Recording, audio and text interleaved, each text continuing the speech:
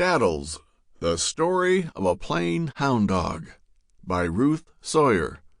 Narrated by Stark Wilson. Chapter 1. Peterkin and I loved Daddles, just terribly. We thought those 2 summers he belonged to us the very best we ever had. Peterkin was 11 that first summer, and I was 8, and it all began with egg trouble. It is a funny thing about families and dogs. Either they belong to each other, or they don't.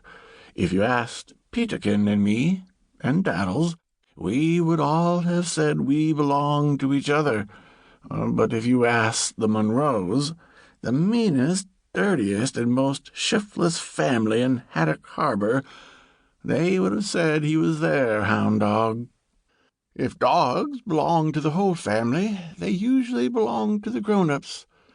That was the way in our family. We always had a dog. There was a lad, a collie, and McJimsy, an Irish setter, and Rover, a St. Bernard. There were others, and all of them belonged to our parents or our older brothers. Peterkin and I tried our best to claim them as ours. We threw sticks or old tennis balls for them to retrieve. We tried coaxing them along when we went on errands for Mother or when we went adventuring. We even tried to smuggle them into our rooms at night.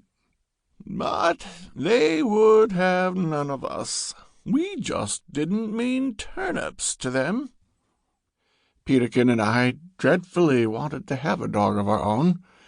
We always had luck with strays, all mongrels without collars and often with ragged bits of rope around their necks. They would follow us home.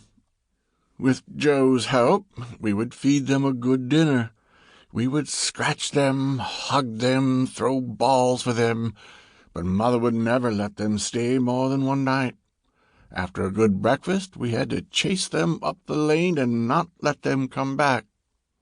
They never did. The summer before I was 8, we found a perfectly elegant stray. He began by being Airedale and ended up by being Spaniel. We just took to each other.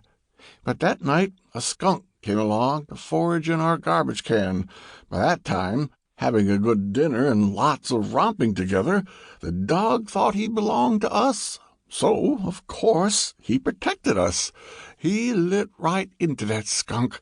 Peterkin and I joined in, and it ended with a free-for-all. The skunk... Sample complete. Ready to continue?